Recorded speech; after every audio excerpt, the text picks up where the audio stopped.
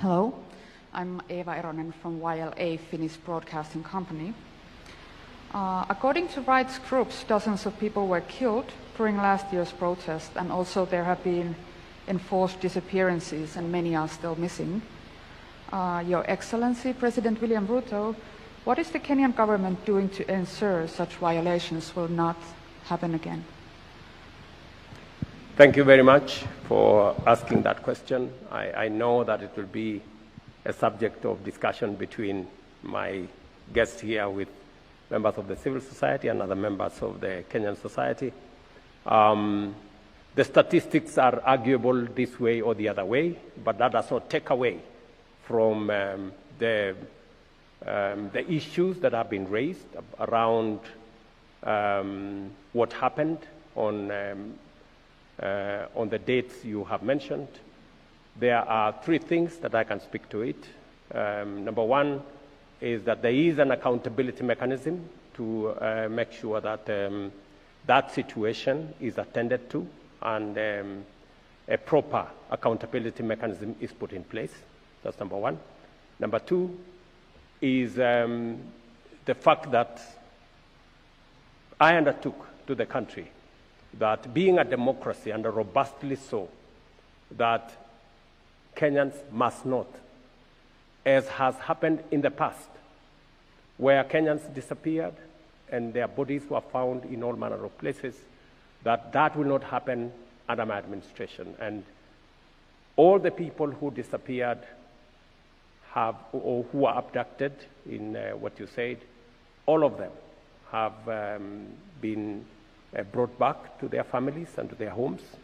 And I have given clarity and firm instructions that nothing of that kind of nature will happen again.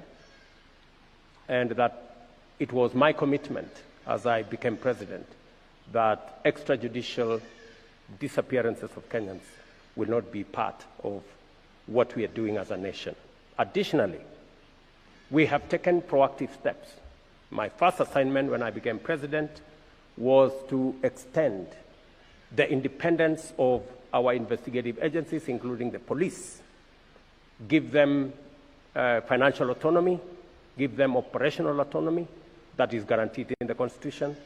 And we have since transferred the budget from the Office of the President for the police to the Police Service Commission, and the Inspector General of the Police is now solely responsible for matters operation, for matters finances, and that my office has now nothing to do with the operations, the financing of police activities, to give them independence.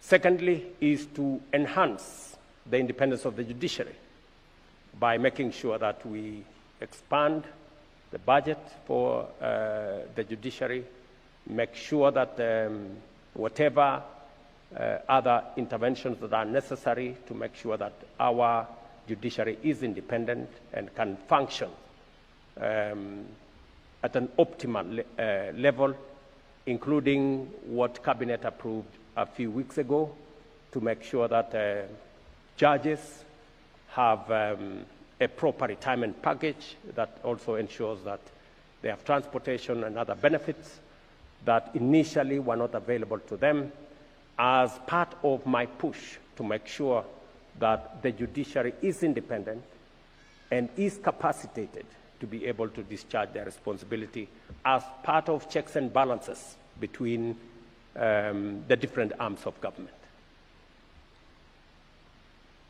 I think we'll take a final question.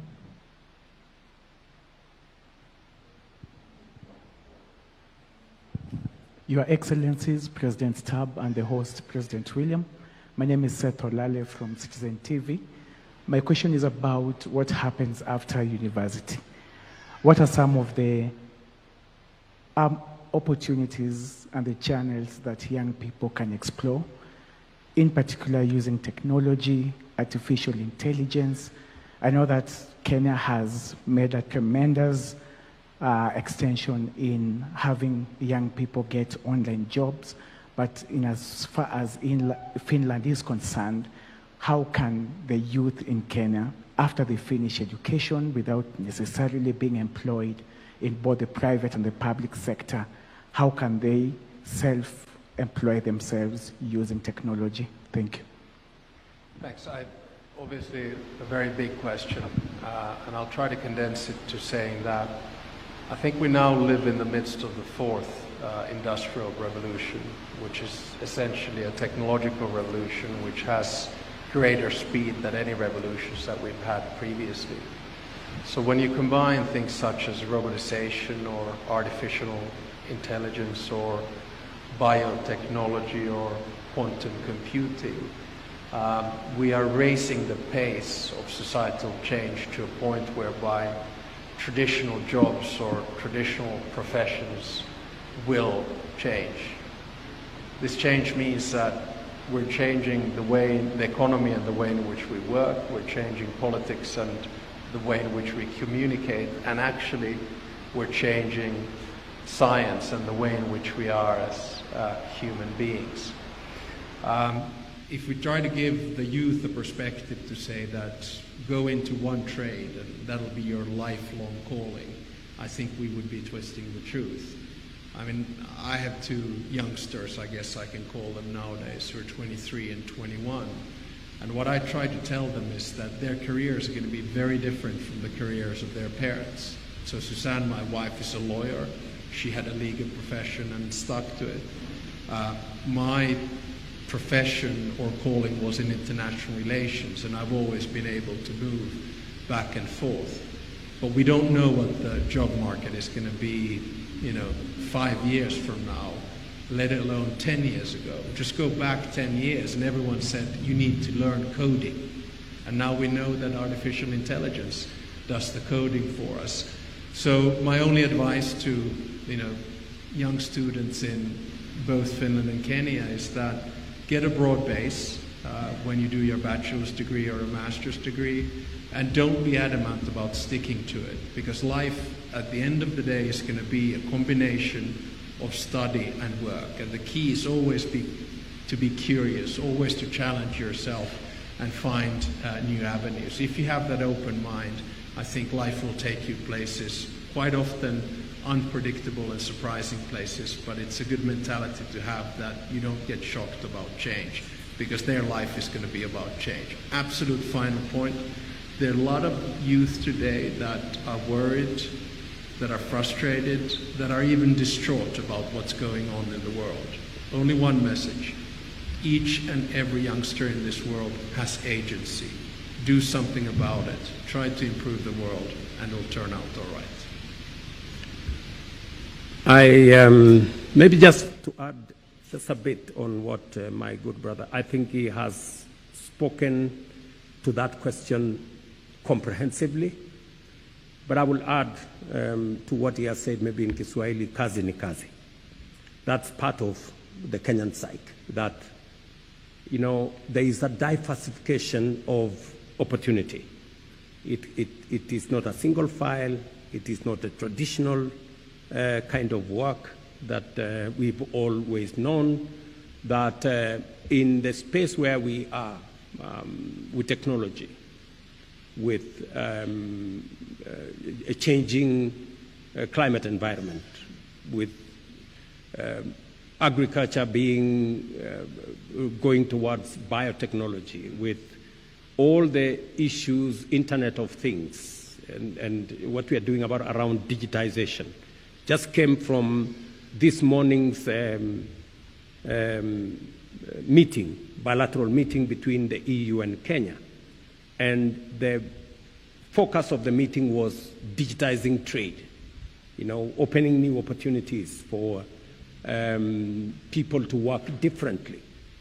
And it is the reason why, as Government of Kenya, we've been trying to diversify opportunities for young people, to give them an array of opportunities, whether it is in our housing program, in our markets, in agro-processing, value addition, in our special economic zones and the agricultural sector, or going all the way to the expanded digital footprint around the country, internet footprint, that provides digital jobs, digital opportunities going into digital commerce, and what people can do on the internet, be able to sell wares, be able to sell stuff, be able to work on a digital space, or even labor mobility, giving more young people opportunities to work, not just around their villages, not in the towns they are familiar to, not in Kenya possibly, but working elsewhere